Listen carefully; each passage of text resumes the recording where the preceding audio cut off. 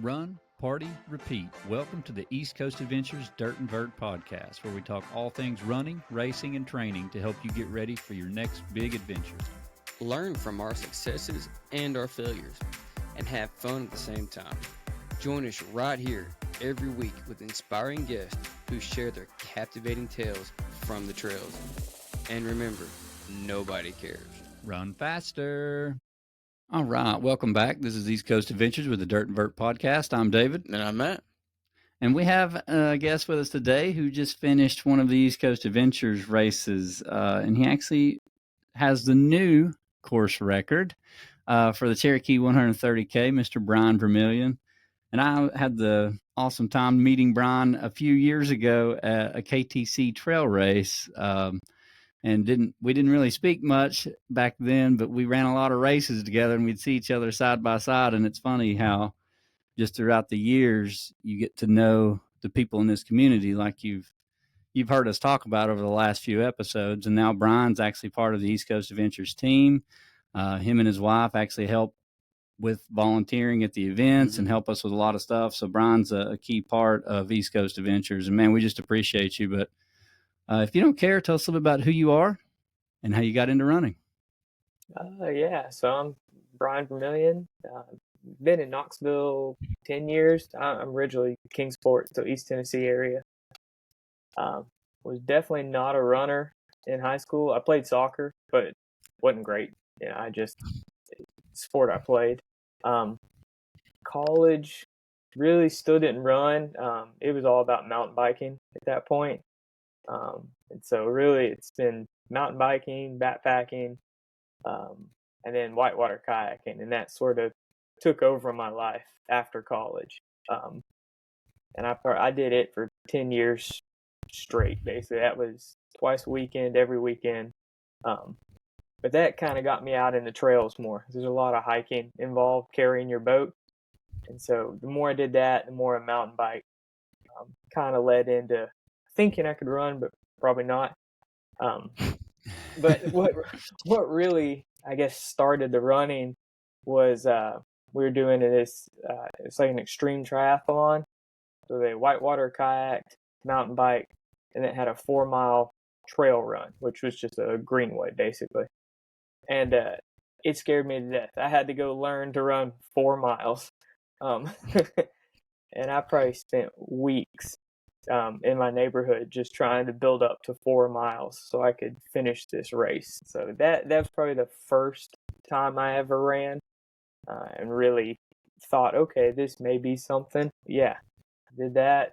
Did a handful of other small races. Really didn't do much until I did a half marathon. That was mainly because my wife was doing it with one of her friends, and I thought, well, if they're doing it, I guess I can figure out how to at least run a half. So ran that. That was Covenant Health. Let's see, where did I go from there? I had to make some notes because I can't remember all of this. You're fine. How so you trained for, I got to ask you a couple questions real quick though. Yeah. You trained for that 4-mile run. Yeah. And then you turn around and you work towards a half marathon. How bad was the half marathon? Like, was it something that you did really well, or was it something that you learned a lot and, just like me this past weekend, got handled some humble pie, Right. I don't remember it being that difficult. I just remember not liking road the whole time. Like, it was just, it was a road half, and I'm like, God, this is just not fun. But I guess I liked it enough because I started signing up for more road 5Ks and a couple other halves. So I sort of stuck to the road after that one just because I guess that's what I knew. That's what, what I was doing through the Knoxville Track Club. But yeah, I don't remember just dying during that first one. That's good because my first one, I died. So right. It was that was another humbling experience. But so it's interesting that, we've had a couple people on here that, weren't runners when they were in school and stuff, but they were soccer players. Yeah. So like you're, there's several that we've had on here like that, and you're like right in there. Yeah. But how did you kind of get caught into the adventure sports piece with, the rafting and kayaking and all that you were doing? Man, I'd always mountain biked my whole life. Was in Boy Scouts, and I think that kind of led to getting into rafting and that side. But it was during college I worked at an outdoor store, and we were selling, whitewater kayaks. And so meeting friends there, that's what said, okay, I'm going to start doing this. But yeah, that took me everywhere. I've boated out west, been to Mexico and boated, all across about every state. Yeah, that was a big chunk of time. Yeah, it's pretty awesome though. Yeah. So did you have a group of guys you were doing it with? Yeah. A couple group here in Knoxville, group up in Johnson City area. It takes a lot more logistics than this running stuff. I mean, it's a full day to spend 2 hours on the river. So Yeah. you got to. I'll be honest that whitewater rafting stuff kind of scares me. Right? And you guys come out there and flipping in stuff and all that. I'm like, that's wild. It's fun though. I've only done it a few times, but it's fun. Oh yeah, I'm too clumsy to do it too much. Oh yeah, I just look at it. I'm like, this stuff's scary. I've been hurt a few times during it. You get hurt at least doing all of these sports somehow. Yeah. Oh yeah, absolutely. That's true. The first time I went to the Ocoee and I was coming down, my buddy Billy was on there with me, and he was right beside me. And the first thing they teach you is like, don't let go of your paddle, no matter what. You do not let go of your paddle. And if someone falls over the boat, you worry about you. Like right. We'll get it. You just hold on to your paddle. Someone falls over the boat, Billy slings his paddle and hits me right in the face with it. So I'm bleeding everywhere, and I look at him. I'm like, all you do is hold your paddle. It's one job right here. Yep. One job. I mean, he hit me right in the mouth. I'll never forget that, because we were like 5 minutes in, and like now my mouth's bleeding, and I'm like, oh, this sucks. But I still had fun. I mean, it was real fun. Yeah, I was on a run up in North Carolina, a kayak run, and a buddy's boat smashed my nose, broke it, and blew it apart. And same kind of thing. It's like, well, you got to get out of here. So you spend the next 2 hours still boating the river, just with broken nose, just to get out. Man, I bet that was miserable. Oh, it was bad. I drove back to Knoxville to UT Med with it broke, and just kind of passing people on the interstate was pretty amusing. So Did it turn like black and your eyes watering and all that good stuff? Oh yeah, the whole 9 yards. It was great. So that is kind of cool that's what led you to running, like the hiking and stuff. And then I know you still mountain bike, because you and your wife just went on a trip, which is pretty awesome. But how has running kind of became your main thing now? Maybe it's not, maybe I'm wrong, but it just seems like you've kind of transformed over the last few years, and more so over the last year. It just seems like you're much more of an actual ultra runner, like you're focused on it. Yep. Yeah, 100% now. So we'll back up a little. So where it all started, so I broke my my collarbone mountain biking one summer. So that took me out of boating and biking. So the only thing I could do, I was like, well, I guess I can run some. So that got me running more frequent, because that's all I could do at the time. And then that led into a lot more trail races through, Knoxville Track Club. And all this was leading into, I was going to do my first 50 miler. And I'm not sure if you all have heard the story about a guy getting a nail in his knee at a KTC race. Well, I remember you getting it. Yes. I haven't heard this story. It was. I'll let him tell it. Yeah, it was crazy. So short on this, Matt, was it's a night trail race at Icy King. I'm running, and I trip and land on my knee. I'm like, oh, I can get up, can't move my knee. It's hurt pretty bad, but I just assume it's, I've done something to the kneecap, whatever. I try to hike out and can't. Ends up cops carry me out on their shoulders because I can't move it. We go to the hospital the next day, and they x-ray, and there's actually a nail into the kneecap and kind of stuck in my knee. And that's why it wouldn't move. Yeah. Holy It's cow. crazy. I remember whenever he posted the picture, because I didn't run the race, and that's back when I was running those tread and trot races, and I didn't get to run this one. But I remember him posting the picture the next day, and he's like, I fell, went to the doctor, somehow managed to get like a rusty nail in my knee or something like that. Mhm. So it went like all the way through, So yeah, You it couldn't went even see in, it. and it just Like, and it wasn't sticking out. You couldn't even tell there was anything in there. It just oh disappeared. no. Yeah. So but it Oh. locked his knee. Oh my Yeah. gosh. yeah, Yeah, you're right. Like you wouldn't think. You just thought you heard it. I bet they Exactly. pulled you full of a tetanus shot. Oh yeah. Oh Yeah, man, when's the last time? instantly they didn't even ask that. It was just here you go. So So did you have to have surgery to pull it out, or they just yank it out? they just yanked it out. They numbed around it, cut it open, Oh. and pulled it out right there. Did they have to cut it pretty? They have to cut you pretty good to get it out, or was it just like a small slice? No, I mean it's a couple inches long, just to be Yeah. just opened her up. You'll have to show me that scar. Yeah, I want to see I'll let you see it. that's one of those stories that you hear, but you never really hear who it was. Yeah, Right. like, I've never heard that. so Yeah, but so when I saw luck. him post that, I was like, man, like the picture, like you probably still have it, but he Yeah. posted it on Facebook, and like you could see the nail like in his the knee. perfect outline. Yeah, It's crazy, insane. but What all luck? of that. Yeah, Yeah, no I know, kidding. right? And I mean, I guess it kind of was because before that, I'd been running short races and trying to go fast. That was sort of what I was wanting to do. Mm-hmm. Under a half marathon. And then the knee nail thing happened, and that tanked me for a couple months. And so when I started to walk again, I said, you know what? I'm going to do a 50 miler just to do it. So it kind of led me, I guess, into this ultra racing. That definitely shifted from once I did that first 50 miler to wanting to do more, and start going down that path of That's what how I it could works.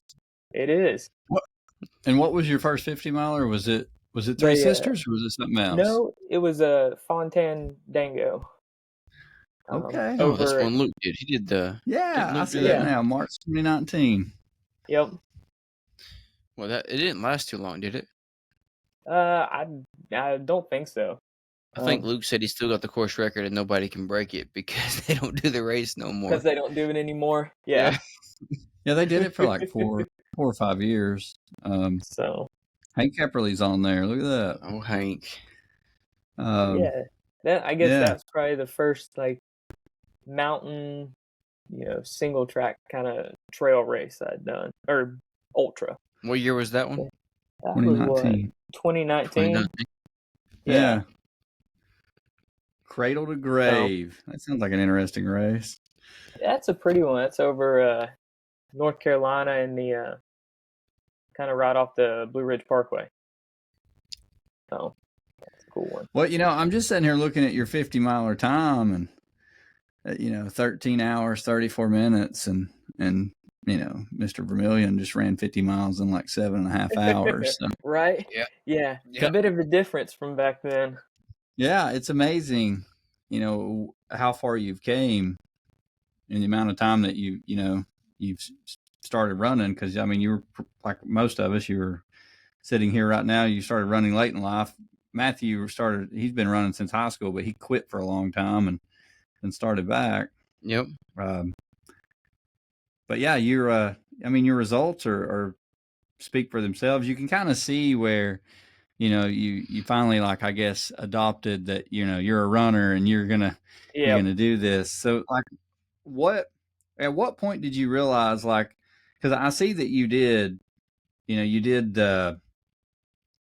Caney Fork in 2019. You did Norris Dam Hard 50K in 20. So you did multiple. You did Three Sisters Ultra 12 hour. You won that one. But it looks like you in 2019 was really when you took that step of like, that's when it try changed. this out. Yep. Yeah. So 2018, I'd kind of gone to the Grand Canyon on a kayak trip, and going through it, I passed under the bridge. I was like, I'm coming back. I'm gonna run this trail. So then 2019 hit, and I started doing all of those ultras. But yeah, that's what kind of sparked it, was in 2018 and seeing the trail through the canyon.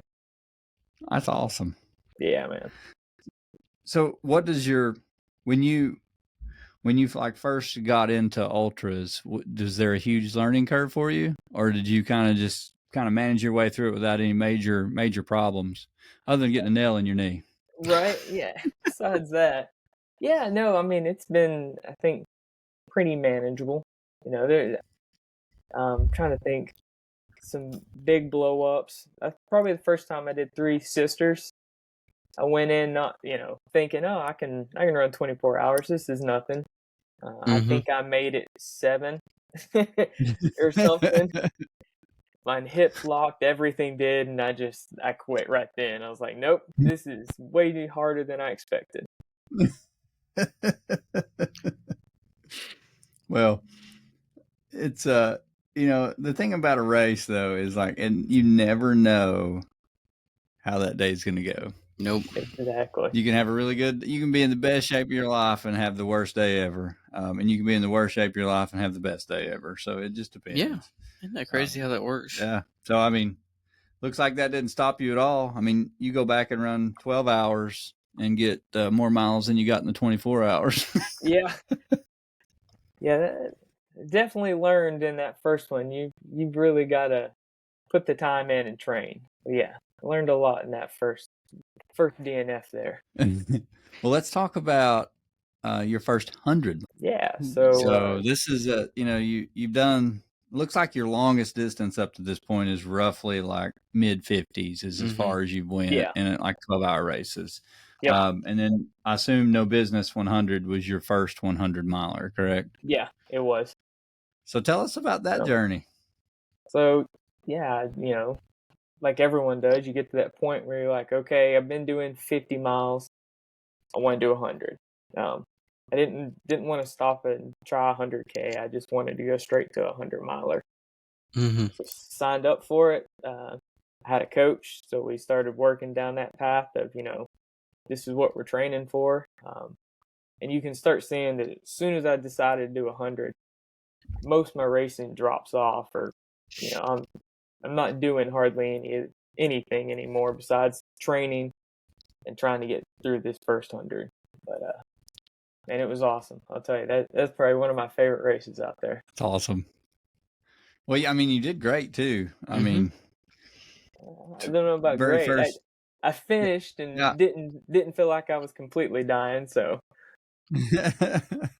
well, I mean, you did it in 27 hours, 59 minutes. So, I mean, that's pretty great for a 100 miler, and especially your very first 100 miler. Because I mean, there's a lot of people that have never finished No Business. I know. I can't remember the guy. Well, I probably should say his name anyways, but I just remembered it, but I won't say that. But I think it took him 4 tries to go back to get his double buckle. Oh, wow. He got it first. He did the first 100, but it took him 4 more tries to go back and get it. And he got it. And he got it this past year. Okay, nice. Yeah. Yeah. So yeah, I mean, that was one that was my goal for the year, was to get that race done, no matter what it took. So yeah, I was pretty proud of that one. Glad to have that one under me. Did you have any stomach issues, or did you manage that pretty well? Oh no, I had all sorts of problems through that race. Blisters, stomach issues. I can't tell you how many times I had to run in the woods at the end of it. But it didn't matter. I was like, this is my race. This is what I want to get done. So we got through it. Them first ones, man, you're just kind of learning, and that's the thing. That's the funny thing about like a 100 miler is you can run a 12-hour race. You run 100K. I still don't think it really gets you ready for a 100 miler. Like, it's Not just at all. different when you hit mile 80, mile 90, right in there. You're just in a different place. It's not fun. So much has happened between the start and that point. Exactly. Yes. And I mean, the fact of being out there usually throughout the night makes a difference too. You know, you run a 50 mile or you run 100K, you can get done pretty quick. Yeah. Yeah. But when you run You a true trail 100 miler, it's I mean, even if you run it fast, you're still looking at 18 to 22 hours. And, I mean, you're going to run through the night. It's going to happen. Exactly. Mhm. And It's that's gonna be dark. it's just different. Yeah, I mean it's a Different whole on your feet, different on your stomach. It's just it's hard. for sure. It's a whole thing you got to learn. Did you have, so you said you had a lot of blisters. Did that cause you like issues where you had to stop and take care of them, or did you just kind of run through it? I just ran through them, and that was probably part of the problem. Instead of fixing something early, I was just like, nope, just keep moving. They were pretty bad by the end, but yeah, definitely should have stopped. Well, that's one of those things you learn, and that's, you know, my past weekend, I of all mistakes to make, I made a shoe mistake. Like I didn't realize I didn't have trail shoes. Oh So I bought no. trail shoes on the way to this race, and I ended up changing shoes more in this race than I've ever changed shoes in any race. I normally do not change shoes in a Right. race. Yeah. You know, sometimes I might change one pair if they're like super soaked and it's quit raining, but I change shoes like every couple of hours, and I was getting frustrated because I had one pair of trail shoes and like 8 pair of road shoes, and I just kept changing, and I'm like, it's just a waste of time. So, you know, like the things that you learn throughout ultra running, you know, as far as like the takeaways, the big things, and then to make a mistake like that, it's like, oh geez. But then you Yeah. go back and think, you're like, when I first started running, like there was like no self-care. I was, you know, it was like you were just talking about. It's like, I just got to keep moving. I just got to Yeah. keep moving. And you get to It's the end and just like you've got, survival. you know, if a blister does pop, it popped on its own. And then Yep. you think Right. your whole foot's fell off, you know, like, Yeah. so I mean, it's definitely a learning curve, and that's why that first 100 miler I think is so important. Like whether it goes good or bad doesn't matter. It's just so important because you learn something about yourself out there, and when you cross that finish line after running 100 miles, that's a whole different ball game than crossing the finish line when you run 50 miles.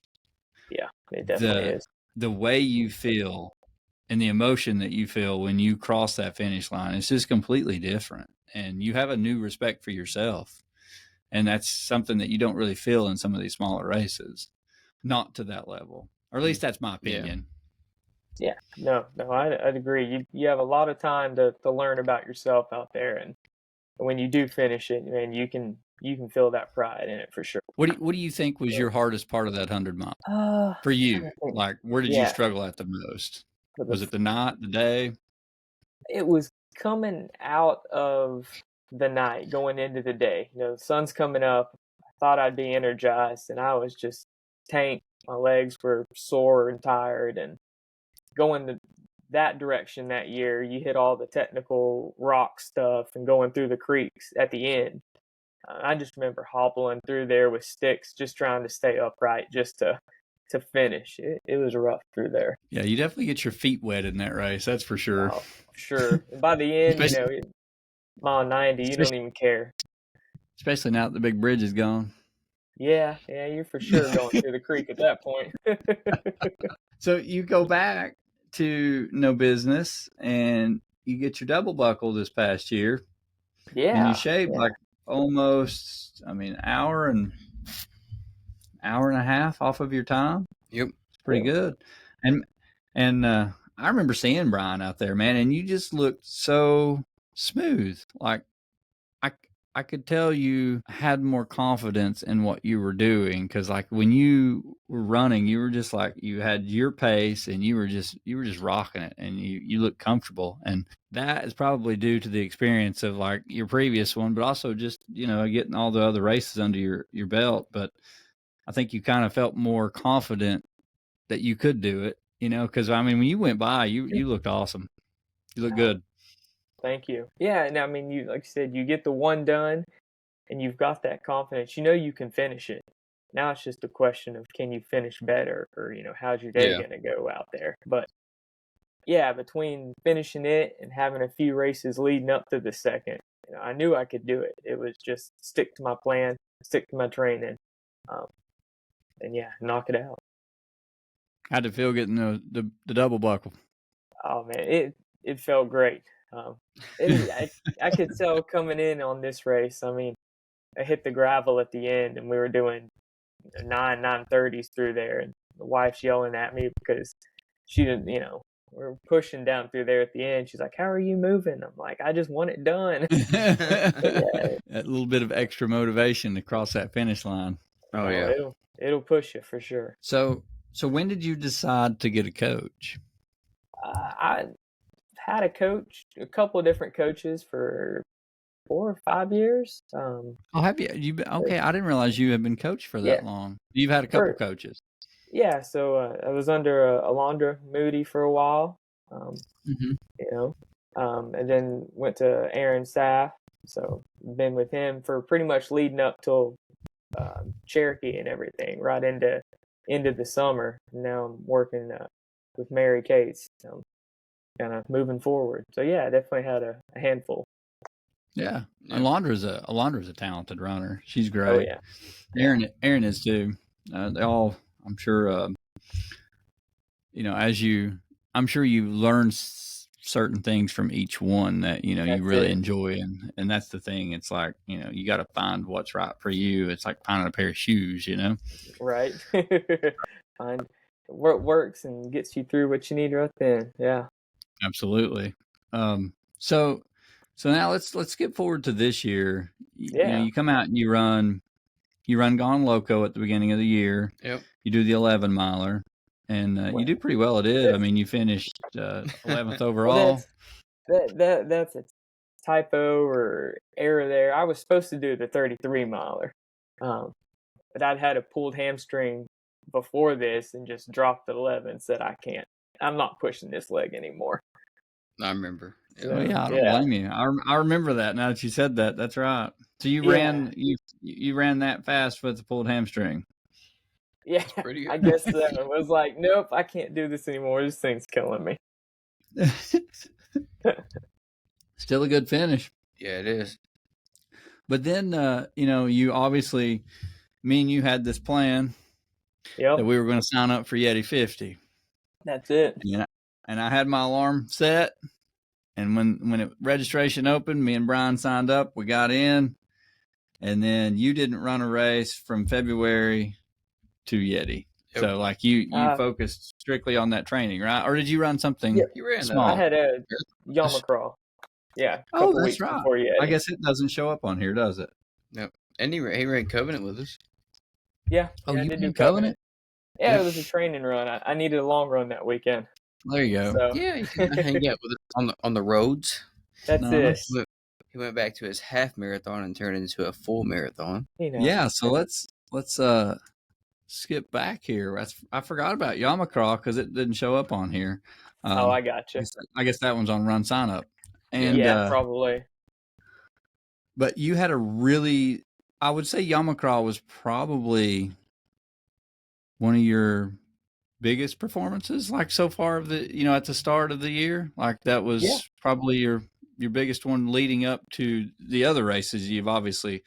But I'm just saying for 2024, that was at the point that was probably your best performance. I think so. You were what, third, fourth? I'm trying to remember where you. I think it was fourth place. Yeah, and everybody said you looked really strong, and I remember Brian had tagged us in your photo, and we got to see you coming through there, which was awesome. But you had a really good race. This was the year that I decided I was like, I'm not doing 100. I'm gonna go faster on some of these shorter ones. So I went into this year wanting to pick the speed up and see what we could do. Well, it's definitely worked. Yeah. So far it's been good. So Yamacraw was good. It was nice and muddy. I felt strong out there, and then like you're talking about, that led straight into Yeti. Yeah, and Yamacraw was May.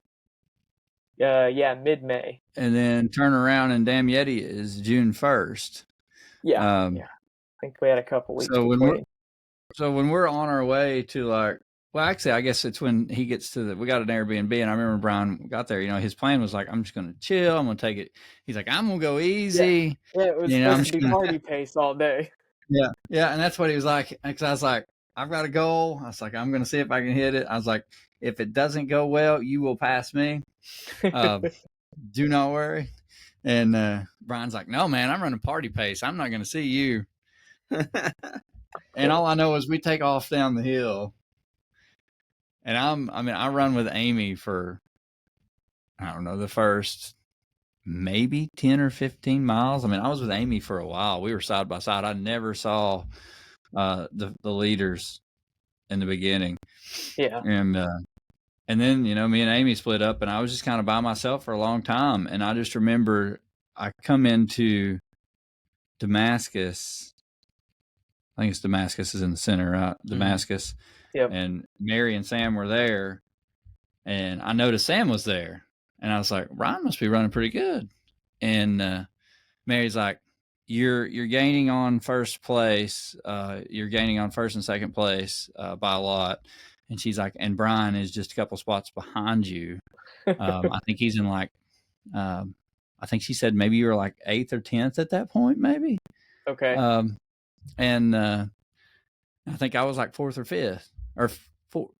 I might have been 3rd at this point. And I was like, wow.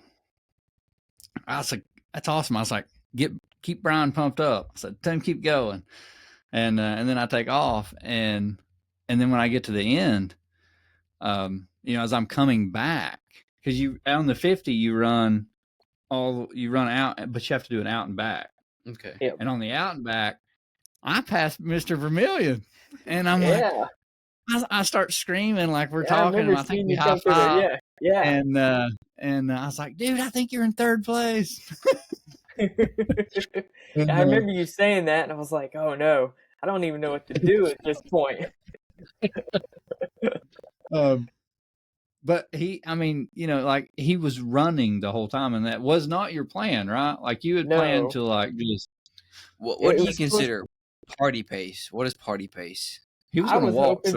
Just a cruise. Yeah, when the legs were tired, walk. Go in the aid stations, have a chat. But yeah, I had no plans to do anything but just have a fun weekend. When we rolled into this race. So at what point did it change? Did it like, okay, now I'm racing? Honestly, I think coming down the hill, you got what, 10, 15 miles of almost all downhill. So I just kept picking up time. I was like, this is probably going to blow up later, but I'm just going to roll with it. But yeah, it probably wasn't until I saw David passing him, and then you start counting people, and you're like, wait, there's only like 1 or 2 people between me, and David's in first, and then I'm really getting in my head thinking, oh, I'm definitely blowing up at some point. But yeah, he told me, he's like, when I saw you, I thought I screwed up. Oh yeah, yeah, that should not be right here. How far was that out and back?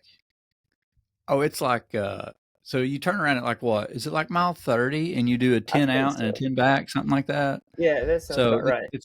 It's close to like 10 miles. It may not be exactly 10 because you got to run part of a road into a brewery.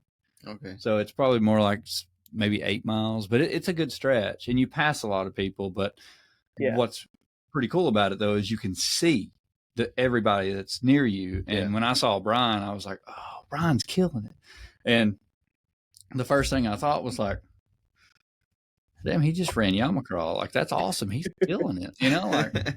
Yeah.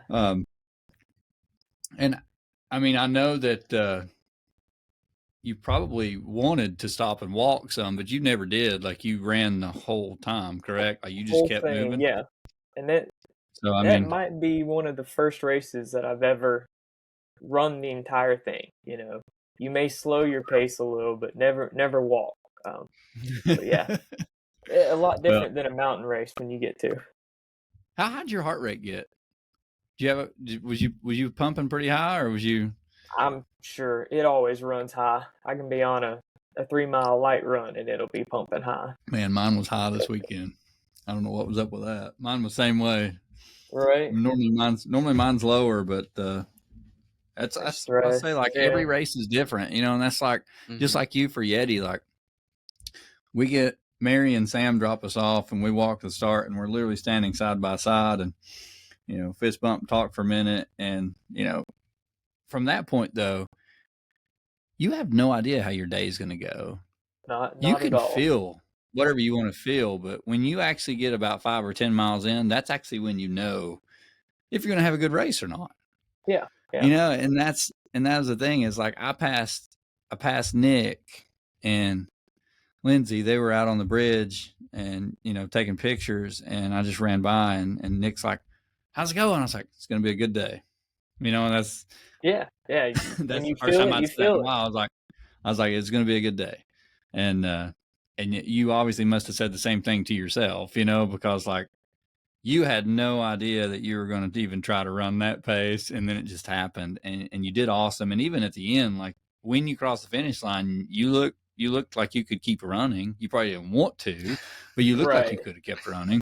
Yeah. And like you said, when you know it's a day, you just kind of got to go with it and give it. That's the thing, man. When you get blessed with a day where things feel right, you have to take advantage of it. And that was me coming down that hill. And I probably haven't talked about like this much with you guys, just a little bit with Mary, but like that wasn't my pace I was planning to run down the trail at all. Like I was planning to stick with like a 7:40 and then try to get faster towards the end, but 7:30 maybe. But I mean, I ran sevens most of the way down the hill just because my heart rate was so low coming down that hill. And it was, it was cool that morning. And I think that helped us. Like that was awesome. Just coming down that hill, that cool temp. I mean, I was running a 7 pace and my heart rate was like a 148, 147. And I was just like, I'm just going to stay right here. Yep. And it did catch me. You said you were expecting to blow up. I did blow up at like mile 46, 47. No. You can see I'm on the road, and all I can do is like walk, run. But at that point, like I think even then I finished like 30 minutes ahead. Like I kept looking behind me. I was paranoid, but I was like, walk, run. Just keep going, David. Come on. That's it. Just keep it moving. I timed that one like just to the end. So your pacing strategy worked much better than mine. Yeah. Sounds like it did.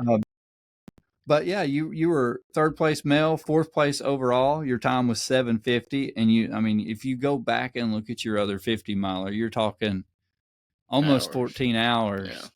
Yeah. And now you're 7 hours. Yeah. That's insane. I mean, that's awesome. Now, granted, it's a different kind of course, but that still is leg turnover, and just being able to hold that capacity. And the only way you get there is training. And you've obviously put the miles in. 3 hour and 58-minute marathon on top of that in the race. Look at that. There you go. Yeah, not a Boston qualifier, but I'll take it. Dang right. Well, now let's talk about your race you just finished. And we want to hear all about this one because you got to experience the whole trail. Right. And congratulations. I mean, let's talk about this for just a minute. So you ran the Cherokee 130K. Yep. And our mileage might be just a hair long, just a little bit. Just a little. 6 miles. I think I blame it on the GPS watches. There's not much GPS around there. It's got to be it. What did you show? I was going to say, what did you all advertise as? What were you thinking it was? When we ran it through every GPS tracker, Caltopo, Gaia, Koros, even Strava, it showed up 80 miles. 80 miles is what it showed up every time. What'd you get, 82, 83? His was 82. No, his might be 84, I think. I think it was almost 84. Yeah, I was looking. Yeah, 84.7, so 85 miles. Yeah, and then everybody else's was 86.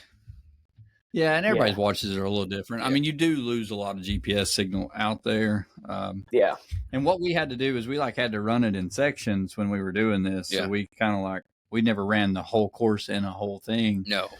So we'd do like a 10 or 20 mile section, whatever we could fit in for that day as we were trying to figure out the course. And we didn't get, the best we could do was the GPX files, and Right. obviously, I mean, we ran that thing. I ran that route probably 10 different times on the GPX files, creating it over and over and over again, and it showed up the exact same 80 miles every time. Even if it was the weird part was, is if you would create the file for the 70K, and then you create it for the 130K, one would show up 44, one would show up 80. Really? And you're like, I don't, the math doesn't add up for that anyway, but that's what it showed up every time. Well, it's also because we took the Reliant start out. Yeah, the Reliant start, and you only got to go up. So the 70K actually started at the boat ramp. Yeah. You all didn't have to run all the way to the boat ramp. Nope. So that's why they actually have a little bit more mileage in their whole track. But anyways, I just want to say, like 130K, 84 miles, 82 miles, somewhere around in there. What did you get on elevation? What'd your watch show? I think mine showed like 16,000, maybe. Okay. Yeah. It's another one of those. If you run it through the elevation profile, it's around 19,000. Mm-hmm. So regardless, it's a lot of elevation for 130K. Either way, there's some climbs for sure. And you did it in 21 hours. So, hats off to you, because I will say this. That race runs like 100-mile race with that much elevation and those climbs. So for sure, I would say it's probably as hard as most 100-milers around here, if not harder. So we'll get your take on that. But overall, that level of fitness that you're at and what you were able to do in this race in the heat in the middle of July was pretty impressive. And you just stayed consistent the whole time was what was awesome. And the whole way back, it seemed like you were getting faster. Like that was what was kind of cool too, is like we could hear the radio guys calling in first place. And it was really fun to listen, because like it was like you were picking up ground, and you had people right behind you chasing you, but you just kind of like kept pulling away, because I think you paced yourself really well for the whole day. And maybe that was your strategy and your plan, but you had a whole lot more left in the tank at the end than they did. Yeah. But anyways, like tell us about your race, and tell us what you thought about the course. Man, so first, thanks to you all. That is definitely an awesome race. I'd agree. I've done 2 100s, and that was more difficult than the 100-milers I've done. But beautiful course out there. Definitely some rough spots, big climbs in it. But I mean, the day went well. We started off, kind of had a plan, was to keep it smooth, power hike the hills, jog anything that's flat, and try to run the downs. And that seemed to go. I mean, that was moving well. I could tell, when you come out of Tellico and you start climbing the first gravel road. Yep. Right there in town. As soon as we hit it, second and third, who were in front of me, everybody just kind of slowed to this jog, a hike up it. And that's really the first place you could start pulling away. First place was gone at this point. I never saw him for till the turnaround on Wacheezy. I mean, the climb up that, it was bad, Matt. It wasn't as bad as I was expecting it to be. So the 70K get lucky on that on their course. They don't have to go up any of that, but that is a heck of a climb right off the bat. Right off the bat, the gravel road. It's up for at least 2 miles. You've got a really good climb, and then it kind of levels out where you just kind of do some rolling hills. It mellows a little. Then you drop whatever that single track trail was. You drop down to. You drop down to Warriors Passage, and you'll hit the Wildcat Creek, the first river crossing you got. And then after that, you kind of just like, it's gradual, just trail. It's not bad. It's no, that stretch was pretty good. Yeah. And then you get to the next aid station, and then at that point, hopefully everybody knew that Wacheezy was coming. I knew it was coming. I don't know. I knew it was going to be a long climb. I just didn't realize how long of a climb. It it was manageable. Yeah, Yeah, 'cause, it's not bad. We did get some good feedback though, and we'll make sure Okay. that we implement this going forward. But a lot of people told us that we needed a water station up there. So going forward, we'll have a hydration station up there at the turnaround. Okay. Yeah. But I guess during the middle part of the day, that got really, which I can I imagine could that's see when we that might being hot. find it. yeah, a but lot of it the got hot. 70Kers were like, "Hey, we need a water station up there." Yeah. I could see Because that being toasty up there midday. So you got up there and got your wristband. How was you Yep. feeling at that point? Man, I was still feeling good. It's still pretty early in the race. I like climbing mountains, so I really wasn't hurting from it. I was just, worried, okay, if this is the first climb, what's the rest of this day going to look like out here? But yeah, I came off it. Then what was after that? I'm trying to look. I guess this was starting to go over to up and over the big mountain of Unicoi. Yep. That climb, that one went for forever.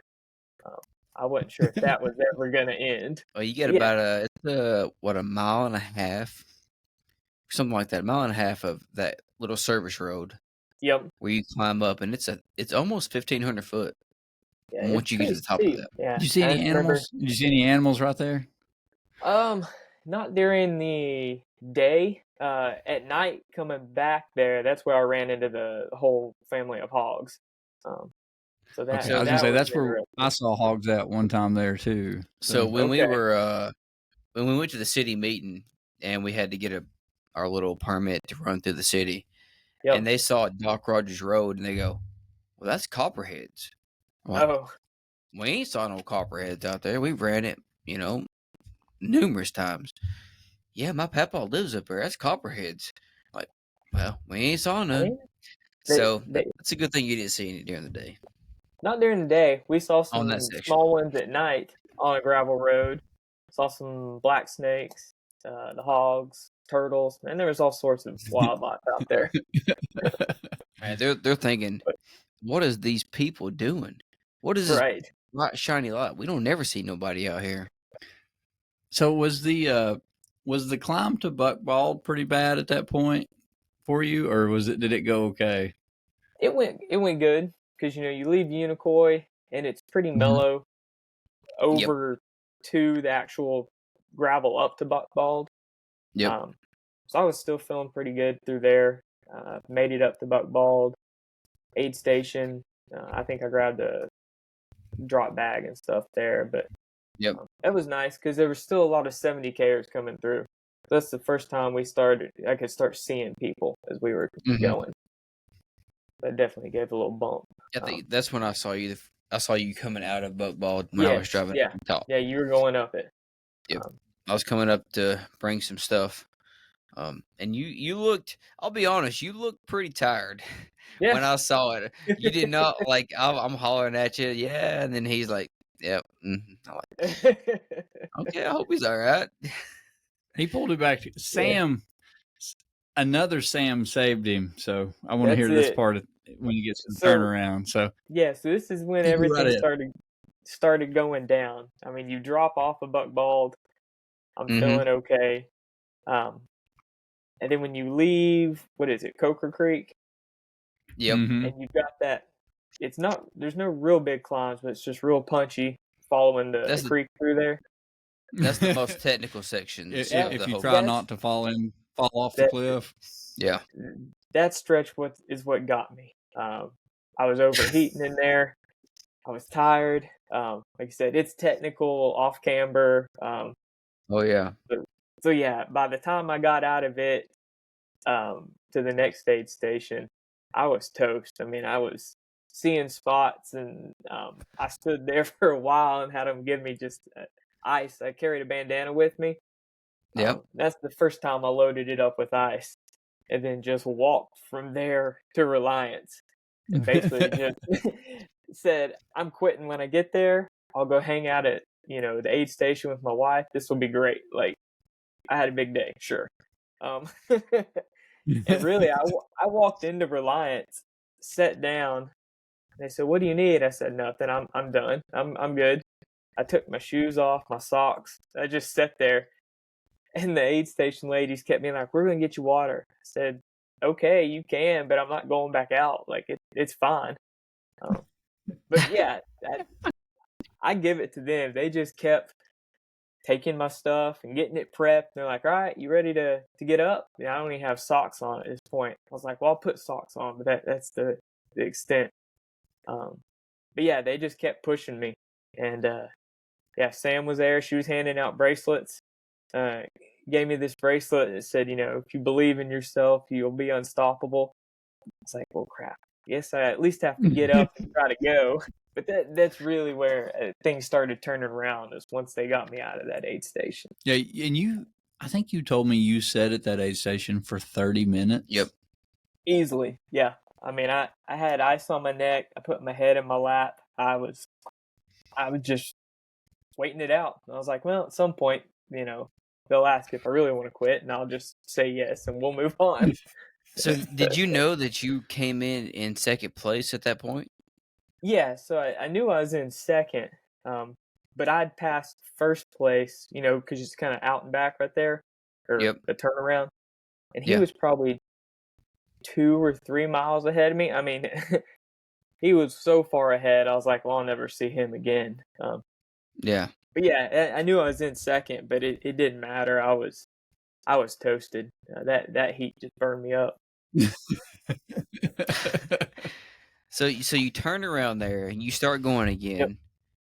You get to the next aid station. Is it starting to get dark? Yeah, because it must have got dark. Not at Coker Creek, so I got to Coker. Okay. So it had to be dark by the time you got to Buck Ball. Okay, so you didn't have to go through the whole technical section in the dark. I got through that during the day. Perfect. And I learned going through it. So the first time going out, I think part of the reason I got overheated is I ran out low on water. Yeah. But I passed the good water before I realized it, and I didn't want to put my filter in some junk water. Yeah. I remembered, so on the way back, I stopped and filled at the clean water. Yep. Which kept that, I think, helped a lot through that stretch, making it a lot better. Yeah, that's a section, like during all of our training runs, there's a creek right there that we always fill up in, because it's a 5 or 6 mile stretch between Toey Creek and Coker Creek aid station. So we always fill up right there. Then we'd even lay in that water to cool off.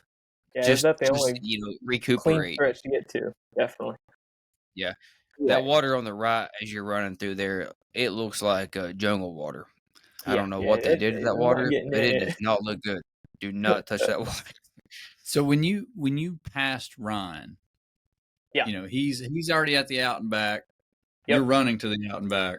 Yeah. How did he look? He looks strong through there. Like I said, I'm walking. He's looking strong, and 2 miles ahead. So something changed for Ryan too, and I'd love to hear this story from Ryan at some point.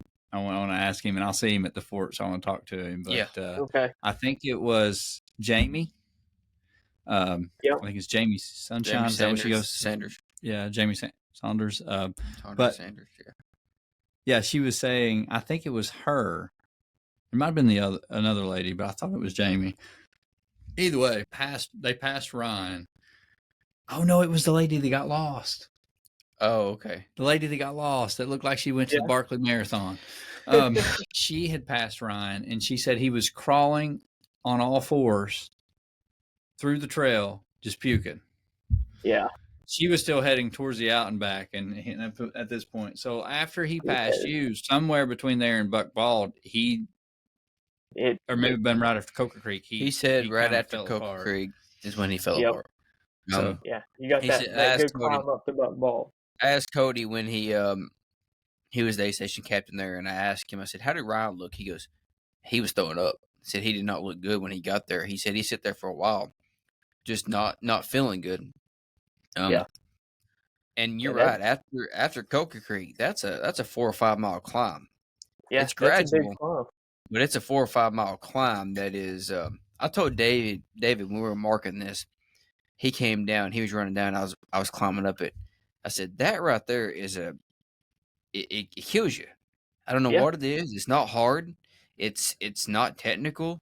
It's just just gradual, and it's it's it. demoralizing. It's It just demoralizing. and what sucked is you grind all the way up that, and you pop out and you hit the gravel, and then you realize you have to take that gravel up to the aid station. So just Yeah, to I add got to it. thinking about that the other day. I was like, or during the race, I was like, I really never, I guess, thought about how much the climb was to Buck Bald, and I was like, damn, and we're making them do it twice. Mm-hmm. I was like, Yeah. oh, but that's a great spot and a great aid station. So, But that view up there, it was like, beautiful up there at night. You see Nick's pictures of people just, they're just walking around, just looking around. The view is like, they're taking their 15-minute break or whatever they're doing, and they're not worrying about themselves. They're looking at the views. yeah, up that there. view's beautiful. 'Cause Some the people view- took their shoes off. I enjoying could it. see the pictures. They were just sitting there staring. Yeah, like Jamie. Jamie had her shoes off, and she's walking around just looking up there at the view. Now, Brian Gages had called me when Ryan Fortenberry had just made it in, and they were concerned, and that's why he called me. There was the EMTs were very concerned. He Yep. was extremely dehydrated, and talking about giving him, and I think they were discussing giving him an IV. She was, yeah. And Okay. so Brian called me to ask me about that. And then at that time, I'm on the phone with Brian, and I was like, was anybody else around? He's like, no. He's like, just Fortenberry. I was like, okay. And then as we're on the phone, he's like, second place coming up the hill right now. He just come up here and sat down. I was like, well, who is it? He's like, Brian Vermillion. I was like, really? I was like, Brian? Because I was, at that point, I didn't realize that. I knew that you, Ryan, and Nick were all running in the top three. Yep. Yeah. But it was hard for me to be able to keep up with who was actually in second and third. That's where I was having problems, because the ham radio stuff was kind of like, they didn't have someone at every aid station. So it was kind of hard to keep up. Now, next year, they're going to have someone at every aid station. Yep. So we'll be able to track everybody through every spot and do like a live map and show where everybody's at, which would be cool. But that'll be awesome. Yeah, I was excited when Gages told me that you were there. I was like, I don't remember if I sat beside Mary or Matt, but you were on the phone with Brian. Okay, and I was like, oh, it's a race now. This is awesome. Yeah. And that was what was awesome. But you just slowly just kind of like kept. Whatever you got your mojo back, and you just kind of, either you were done and you were ready to be done, or, you finally were able to get back to running. But that's it. It turned around, I think staying cool and the sun going down. I had energy, and we just kept moving. When you made that climb up there to Buck Bald and you saw Ryan sitting there, what was your first thought? Like, in and out, or I'm gonna sit down and wait, or what honestly, was it? like I said, it was in and out, because I'd planned. I was feeling okay going up, but I thought, well, I'll get my drop bag. I've got a drink in it. I'll grab whatever. And coming in and seeing him not looking the best, I was like, oh, I've never been in this situation. I'm getting scared at this point. I was like, crap, I guess I better just get my stuff and go. So I threw in everything as quick as I could, threw out what electrolytes I had extra for Ryan, and then just left. Yeah.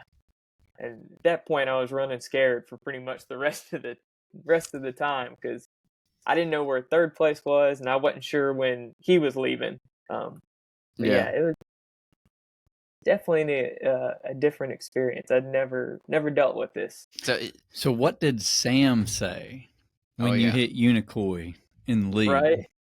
So I get in, and it's her and Stamen, and and they're both like, get in and get out. You're in first. Like, you need to go.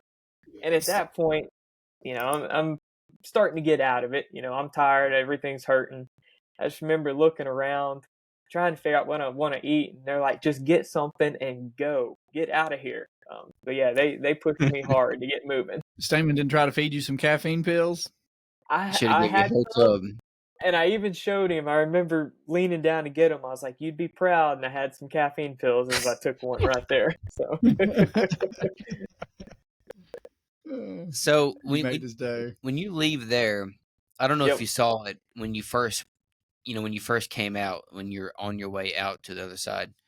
If you come down that hill right there and you took a one step up on that power line, Yeah. there is a beautiful view right there. It is gorgeous. I don't know if you saw it when you were at the beginning of the So race. I know what you're talking about. Actually coming into Unicoi from Buck Bald side at night, Yeah, like there's a few zigs that cut through um the power line clearing there, yeah, yeah. and it was beautiful. You could see the aid station down at the base of the hill. You could see Hmm. the sky, and you're just like, okay, I'm getting close at this point because you could see the glow of their lights and hear the music. So that's a really cool area right in there for sure. Yeah, I remember. I know exactly what you're talking about. Did it make you Yeah. feel good when you didn't have to turn back up Wacheezy and just could run to the finish line? That was so nice. When you roll in there and they're like, "You don't have to go back up." It's like, "Thank you," because the climb, the climb leaving Unicoi up Yep. and over, that's the most How, brutal climb out there. that we heard that because me and Dave are sitting there at the finish line. We're asking everybody, "How was this? How was this? What was the hardest climb?"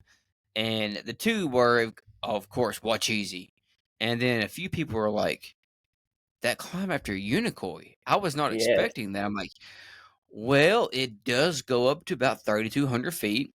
So, and you're sitting at a little under 2,000 Yep. when you get to Unicoi, and then you climb Yeah. to Yeah. 3,200 feet or What? 34. It's a little less than Wacheezy, but it's not as steep. It's Right. gradual. It's a gradual climb for 3 or 4 miles And where you're just it's climbing. it goes forever, and that's what, mile 60 or something. So you're already Yep. tired, and yeah, that climb got me. I remember power hiking up it, swatting spiders, and just being like, "Gosh, this is brutal." So is that also where you saw the hogs right before you Yeah, enter the trail? right, right as I'd entered the trail, you're still kind of on the service road, you know, Yeah. and I had a waist lamp at the time. I didn't have my headlamp out yet, and I turned my waist, and I see this one big hog and about four little ones, and they all stare at me, Mm. and I stare at them, and I just start yelling, waving my pole, screaming at them. They took off up the ridge, and I just kept running down the trail like, okay, hope that's the worst of what I see tonight. But yeah, we were close, closer than I want to be. Oh yeah. Like after on the training runs and while we were marking the course, them hogs had rooted the trail like Hmm. in Yeah, in they probably tore up. 90% of the trail where it's been rooted where they were up there digging around Yep. just like Yeah, that interesting to whole see what they see at night. So service road through there, you could tell they tore it all up. So yeah. So when you hit this home stretch of this gravel road that you just, climbed up hours and hours earlier, what was your thought? Like, were you just like, did you decide just to hammer down that whole thing, or did you hold back? I, it ran as hard as I could. It had been raining for probably, I don't know, 40 minutes before that. And you hit that Yeah. last aid station. I remember they threw some chicken broth at me, and I just started power hiking out. I couldn't get a full run. I could run for 3 or 4 minutes and then walk and then run, and I just kept doing that all the way into town. But the whole time I was in town, I kept running just scared. I'd turn around every few minutes and look for a headlamp because I was like, someone's got to be Hmm. on me. They got to be here. Yeah, so run, walk it all the way in till you see the school, and you know, then you just let loose because it doesn't matter as soon as you get up that hill. Oh yeah. I remember like the ham radio let us know when you left Buckbald. Yep. And then Terry was down at Smithfield, and so she would ride us. She said, "Hey, Brian's left," and we're like, "Oh wow, he's flying." And then David gets a call from Old Furnace said, "Hey, Brian's leaving," and we're like, "Oh wow!" So we're going around. We having to wake Nick up. Nick, hey, Brian's gonna be here. Brian's gonna be here in this time, and everybody's getting everything ready. And it was exciting to get all the notifications of how fast you were moving. Because, Right? like, there's times where we don't know where anybody's at, and Yeah. then we're getting all these updates. We're Yeah. like, Brian is on his way. Like, wait, let's get ready. It was Yeah. exciting. It really was. Yeah, and I mean, think about it. Awesome. Like, we had 5 finishers. Yep. Right. I mean, like, what, 20-ish% finish rate? So, and that was one of the things, like, I want to get your opinion on this too, but, we talked to Ryan Fortenberry, and me and Mary were talking to him, and one of the things that we were talking about was like, yeah, we may extend the time a little bit or give someone an early start, blah, blah, blah. And he's like, and he was like, that's what makes it so hard. He's like, that's what made this race. He's like, trying the cutoffs. And he's like, it's the hard. He's like, it's a hard race. Yeah. I mean, because if there's anything you can say about Ryan Fortenberry, he has to be the toughest runner I think I've ever met in my life. Because there's no way that I ever thought that once I heard how much he was puking, I was like, man, he's not going to finish. I hope he does, but he's not. But he just he puked all over that course, and he still finished. What he said when he finished, he said, "Yeah, I decorated the course for you." Yeah, he said, "I marked that whole course." Yeah. But no, I want to know what you think. Like, it's definitely a challenge. It's a tough course, I mean, the parts where I wanted to drop weren't a cutoff. It was the technical stretches, the heat. That's what made it so hard. Yeah, and we've been talking about, and we'll figure this out. But some of the runners that obviously are not going to be fast runners, they want to come back and run it. Mm-hmm. And they said if we would give them a little extra grace, they would come back and run it because they want to finish it. Yeah. And so what we're thinking about doing is maybe just offering them an early start, and they'll just have that time added to their race, but they won't be able to race. Like, you know what I'm saying? Like, it's not like they're going to be able to go out and run a 7-minute mile, because they're going to be just using that time to get ahead of the cutoff. It may be like 2 hours. So that's kind of what we're thinking, is like maybe a 2-hour early start or something. We're still working through that, but that way the runners that, that just aren't going to run fast, it gives them an opportunity to still be able to finish this race. They don't care about placement. They just want to get the buckle, and get the finish, which I get, totally get. Was it Bob Brashear? Is that? Yeah. He was one, and he was like, he got pulled for time when he got to the end. He looked great. He just couldn't run fast enough to stay in front of the cutoffs. But he said, if you add 2 hours, I'll be back. So, that's kind of when we were all talking. We had several people say that. And that might be the best course of action. We don't know. We're still working through that. But definitely don't, for the people that actually want to compete and try to be in the top field, there is no early cutoff. Like, the only way you're going to get those top spots is if you run it, and you run it in the 20. Yeah, if you're out there running, right. Yeah.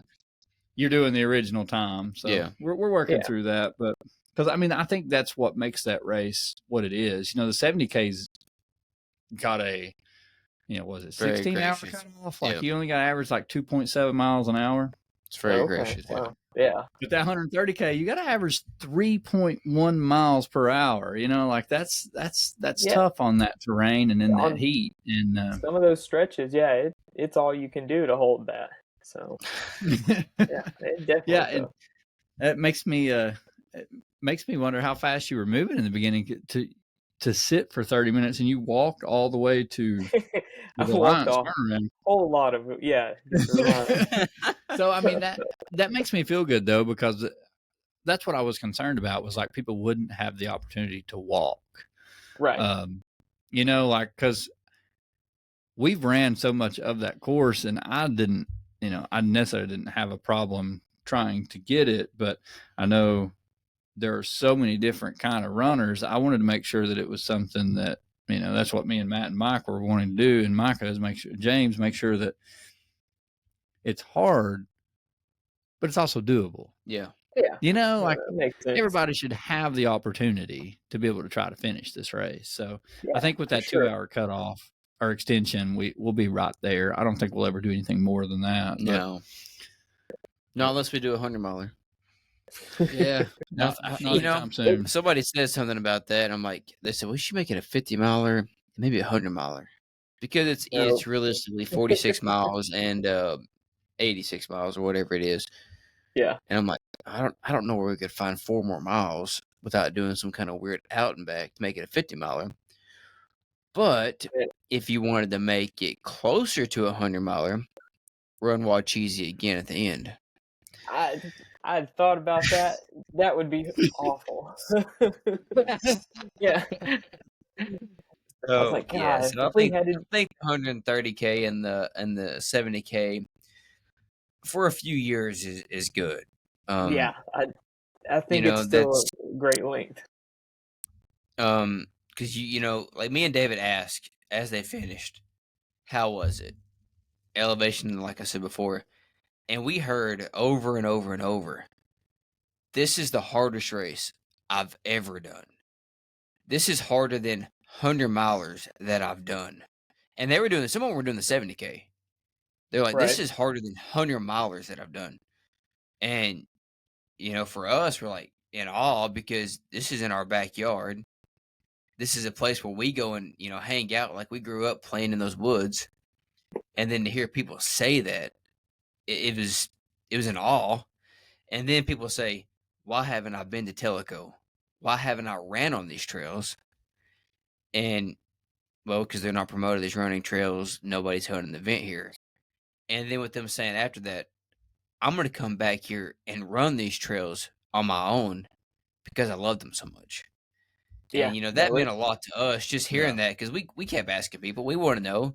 Like, Yeah, it was kind of cool to have a couple people say that they were going to keep the GPX file. They asked us, can we come run this? And me and Matt were like, yeah, it's it's the forest. national right. forest. You can Yeah. run Yeah. anytime you want. So yeah, and they're like, really? And I was like, yeah, you come Yeah. run it anytime you want. Like it's just a trail. Like, Yeah. Yeah. No, those are, So like I said, don't get there often, but they're beautiful trails. yes, Yeah. they are. So what is next for Brian Vermillion? I see you got. I see 2 races you already signed up for, which is Fort Frenzy and Yep. Barn Creek. And Are Barn those Creek. just races to? Is that Uh, party races or is this race races? I think Fort's going to be race. I've got a goal in my head. I'd like to beat what I've previously done, so that's kind of my personal goal for the Fort. Um, yeah, then I'm probably going to try Firewater after that. I've not got to do that race, No. Mm-hmm. so that'll be another fun one that's in that 50-mile range. Yeah. And then Barn Creek, just to give it a whirl. I've never done Last Man Standing, so that'll be my first one to see what it's all about. That's a good one. Yeah, you'll Yeah. enjoy it. We'll be there with you the whole time. Yeah. Perfect. I think this Keep me time, motivated. we're actually going to plan to stay up there the whole time and actually have a setup instead of me and Brittany driving that morning and that night. Oh, Yeah, that's we're a gonna have long a sleep drive. schedule. Yeah. Yeah. Sleep schedule. Have Yeah, you thought those- about? Have you thought anything about 2025? Have you got like a big race you're wanting to plan for? I would like to go back to Hellbender. I tried it in 23 and DNF'd That's it. your only DNF, right? It and Three Sisters. Yeah. Dude, When I Three first Sisters is started. not a DNF. Like you can't count that. You run one lap, you're completed. So You you're count. good. But yeah, so But Hellbender, I think I want to try next year. how did you DNF it? What happened? The climb up Mount Mitchell, I just got overheated, and then by the time we got to the top, storm set in. It dropped to like 40. Man, Oh. I got hypothermic, and I remember leaving there with a jacket, hot hands in my chest, and just trying to warm up after just dying of heat an hour ago. So I just got sick. By the time I got off the mountain, I said, I'm done with this. So I'd like some redemption out there. I get it. I agree. Well, good. I think that's awesome. Anytime you can go back and redeem yourself from a DNF, you also always try. Got to always try for that. Yeah. That's it. I've never ran Hellbender, but I've heard it's hard. It's got some elevation. I mean, so yeah, those are kind of races I like. I like these big mountain ones, so I'm excited to go back. Well, Brian, that's all we have as far as the podcast goes. We're going to start some questions now from the listeners. And while Matt's pulling up the list, I'll ask you the same question we ask everybody. And that's, why do you run? Like, what's your why when you're sitting in a chair for 30 minutes with your shoes off and you don't want to go back out there? Like, why do you do it? What keeps you going? I think it comes down to I like to push myself. I like setting a goal and then just, seeing if I can achieve it. Kind of a mantra I always use is love the struggle. And there's days that's why you do it. You're out there to struggle, to push through it. So that's what keeps me motivated. Is that you think that's kind of what got you addicted kind of to? Is that why you love it so much, is just because of that struggle? Probably. I mean, it's really, yeah, I enjoy the training and the day-to-day grind probably as much as I do races. Just, getting out there and every day trying, whether it's long run or baking in the heat or whatever it calls for. Dude, that's absolutely where it's at. Like, that's where it's all at, is in that training. And I love that you said that, because the race is like the gift, like that's your celebration for the training. And whether that race goes good or bad, like the real work, like the real value, the thing that you got was the training. How the race went doesn't, I mean, yeah, if it goes great, awesome. If it went bad, you still got the gift of that fitness and that training. And like, you went through all that. So I love that answer. Yeah. That's awesome. All right, Mr. Williams, I'm going to turn it over to you, sir. Are you still looking? I'm checking. We got them in 3 different places, so I was checking. You ready, Brian? We don't after these. All right. So the first one is, what makes mountain racing special to you? Yeah, probably the Smokies. I spend about every weekend there running trails. That's just my favorite kind of trail. If it's steep and big climbs, that's what I look for. That's what I enjoy. Well, you're definitely signing up for races that have all that. Yeah. How many times have you climbed Mount LeConte? I have kind of a personal goal for this one. I want to climb it every month for an entire year, and I've been trying for multiple years now to hit it. So I've probably gone up it 30 plus times, 40 times now. Yeah, I go up it a lot. So. Well, yeah. When you do those, how much elevation do you gain from wherever you start at to the top of that? It's 5 miles, and it's right under 2,500 feet. Okay. So go up and then come down. It's a good climb. Yeah. Yeah. Pretty view. No, I've never climbed it. I've never been up there. You've never been up there? Never been up there. Like, I'll see Brian go up there all the time. I'm like, it's pretty. Man, I need to go with him one time. You got to come up. Well, plenty of different options, ways to go. What's funny is I've went up there multiple times. I've never went up Alum Cave. Yeah, so I want to do that. Really? You have to at least try it once. I know. I need to. I need to go. I need to go with the other 2 trails. I've never done that one. I need to go with you, Brian. I need to make that a goal. All right. People are seeing you create your home gym. How is it? Yeah, no, it's going well. So I've got a shed in the back with, squat rack and dumbbells and an ice bath. So if I'm not running, that's pretty much where I spend my time in the evenings, and it turned out really well for a home, do it yourself. That cold plunge never gets easy, does it? Never. No, every time, even if I'm, burning up from the workout outside, I look at it and it's just like, I'm going to have to do this now.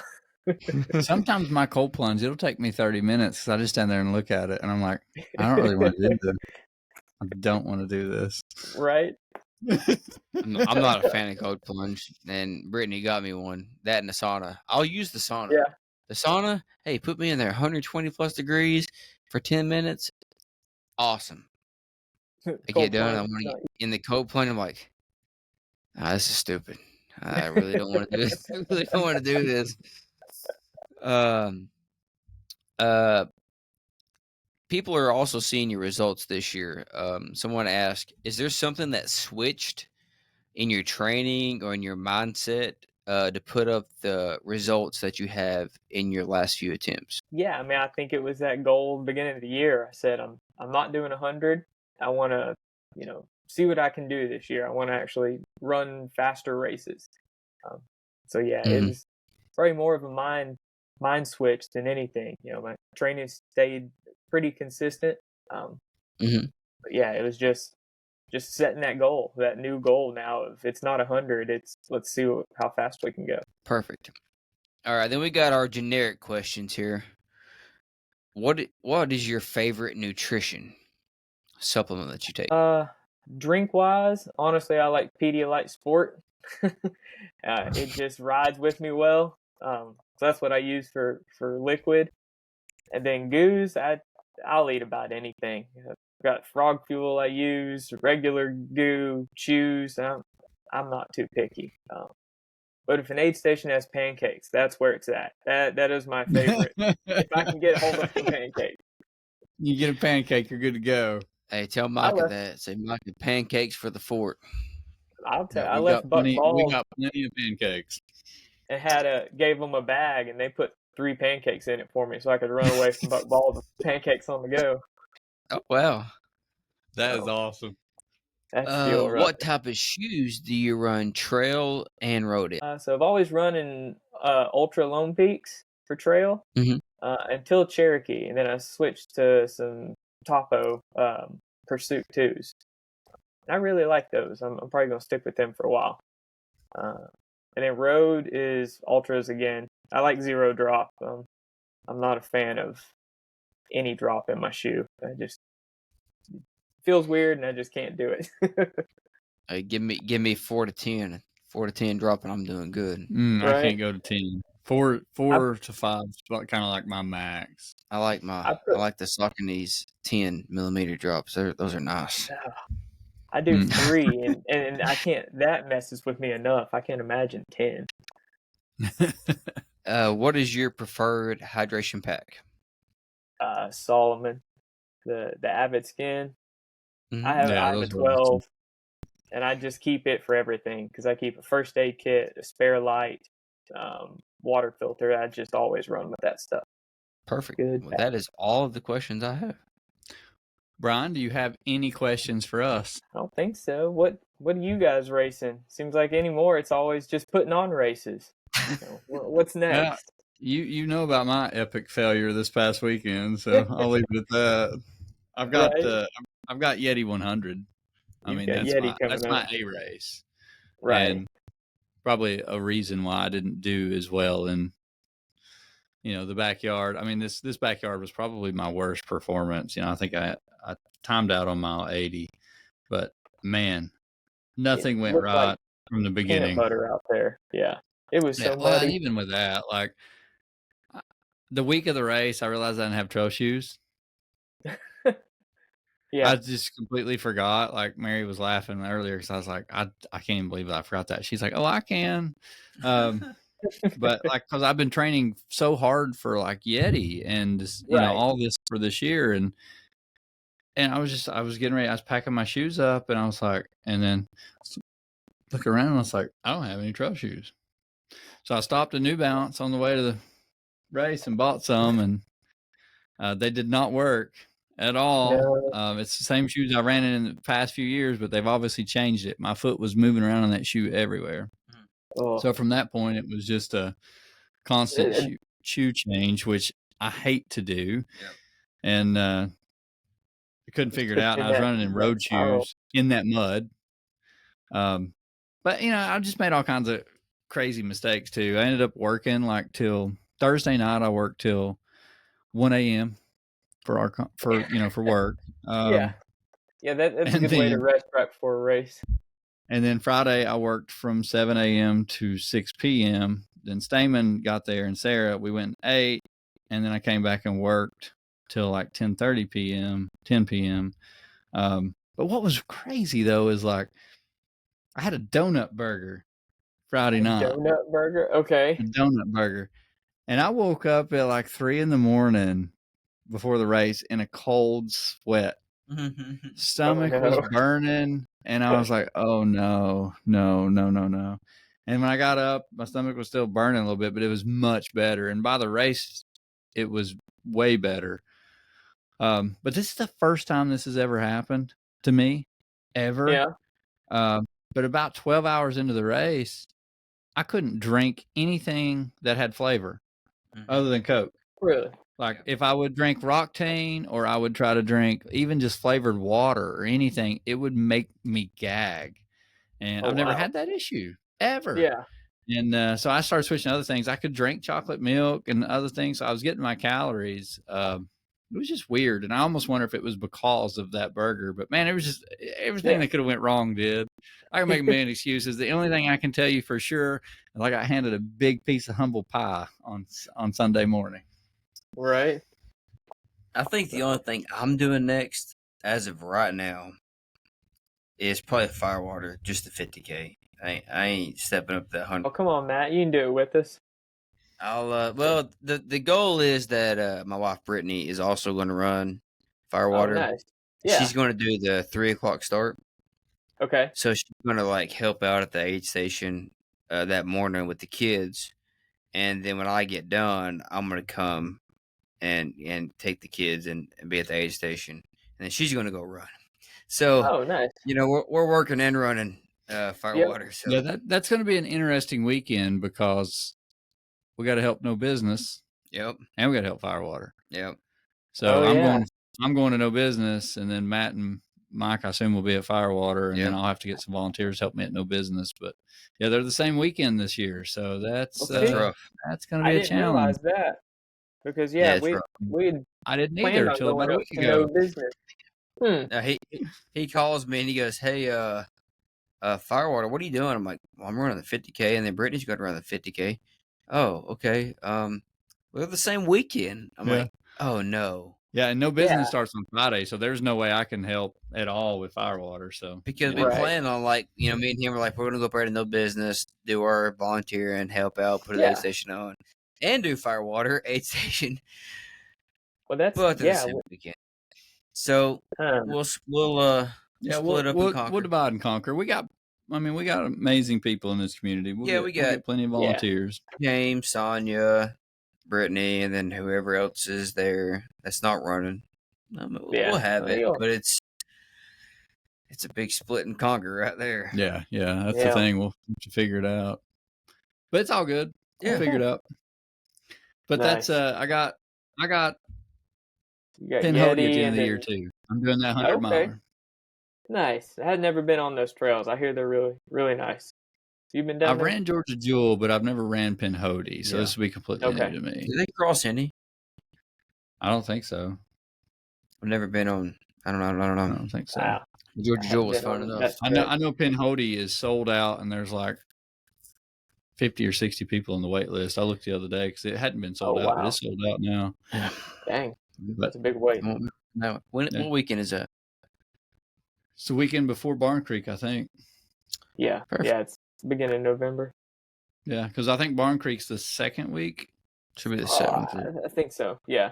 7th or 8th or something. So, and I'm the week before.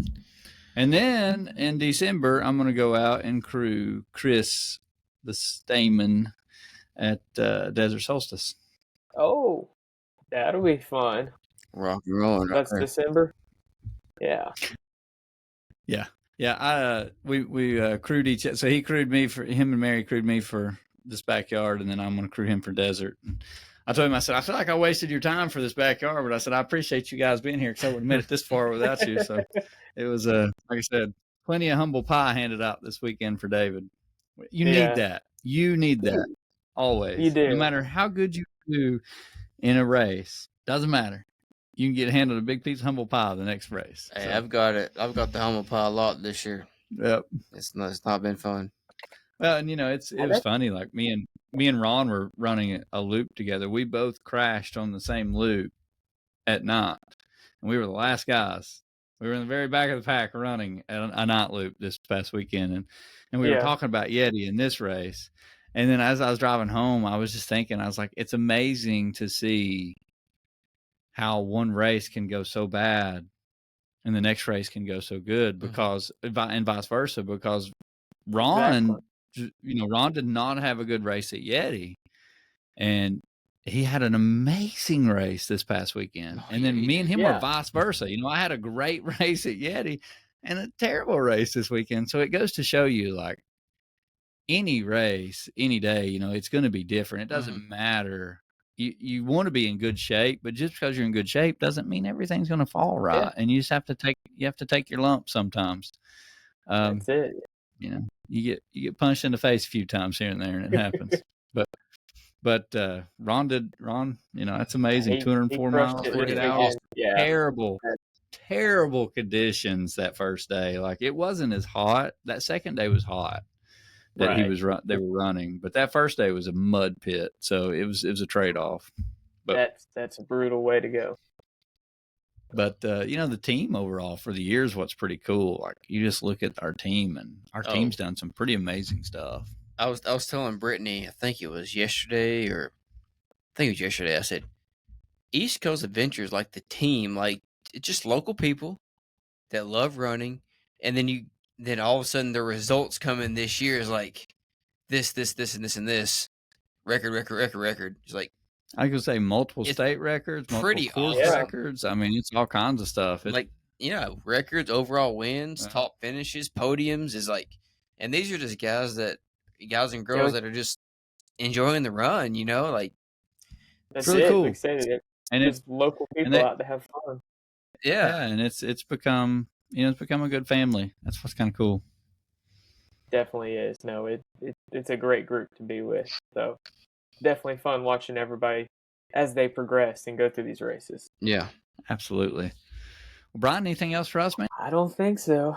So hopefully I didn't. Well, dude, this has been so much fun. Too bad. No, we went an hour and a half. If we go an hour and a half, that means you were interesting. Hey, he did good. Or we just talked too much. One of the two. Hey. But I know. It's been fun. It was funny. I've been giving Brian a little bit of help because, like, he is, like, I was like, "Are you nervous?" And he's like, he sent me that emoji back, and he's like, "What?" He's like, "I hope I can talk long enough to keep it interesting." And I said, "Have you met me?" But you sent me that, and I turned and looked at Sam, showed her. She said, "You'll be fine. Don't worry." It was perfect. Hey, I'm glad that I got to hear the whole story of the Cherokee. That's something that I was really interested in hearing, and I'm sure this weekend at the fort we'll talk more, jokes and stuff about it. But hearing your perspective of the race, I was excited about that. Yeah, really cool. It was definitely a fun one. I don't know if I'd go back anytime soon.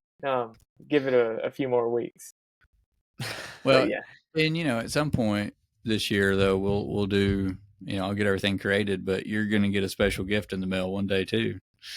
Oh, really? Because we do something special for everybody that sets a course record. It only happens once when the course has never been run. So. Hey, still a course record. Don't matter. You got the course record. All right. We started that last year. Everybody that had a new course record, we sent them a special gift out. So it was kind of cool. Okay. And they loved it. Cool. So, you'll be getting something. I'm kind awesome. of wait though till we get most of them and then kind of send them all out together. But you'll get something later this year. Well, thank you. Y'all are too good to us. No, you're awesome. Well, if you don't care, hang on for just a minute, but after we end this, but thank you so much for being on, Brian. Man. Truly enjoyed it.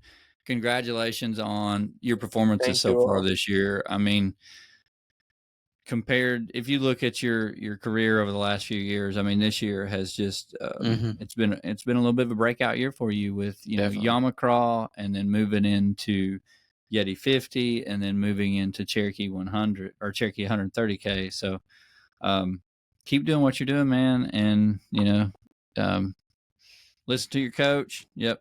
If you're listening, listen to your coach. And but no, man, seriously, like you've just done a great job of being able to pace yourself and manage the race. And that alone is what a lot of people struggle with. They can't do that in the beginning, and they can't hold back, and they can't think about the long game. And I think you're managing that really well, and you manage that really well at Cherokee. And I think that's why you're being successful right now. And you managed it really well at Yeti. You didn't just bomb down that hill. You knew that you might be running too fast, but you just didn't bomb, and you kind of held back. Right. And that's, as I'm getting more experienced at this, I'm learning too. Like that's always been one of my problems. Is I was the guy that would, just take off, and I would try to lead the race from the beginning and just run as fast as I could. And I've not done that the last few races. So, it's been a little bit different of a race for me, especially Yeti 50, but, I like it in a way because it's what you train for. And like you said earlier, like the training is really what we're focused on. And if you train a certain way for months and months and months, and then you turn around and you go run a race like 10 times faster than what you've been training, well, you just blew everything out of the water that you've been training for. That's it. That's it. Took me a long time to figure that out. Racing. Absolutely, 100%. Yeah. But I think that's one of your superpowers. Obviously, I see you've incorporated a lot of strength training this year too, and that goes a long way. So keep doing what you're doing, man, and we're so proud of you, and Definitely glad to have you on the team. Yeah, appreciate it, guys. I really do. It's been a fun year. I'm looking forward to the rest of it with everybody. Absolutely. Thank you. Thank you, Brian. Thanks, Brian. See you, man. See you guys.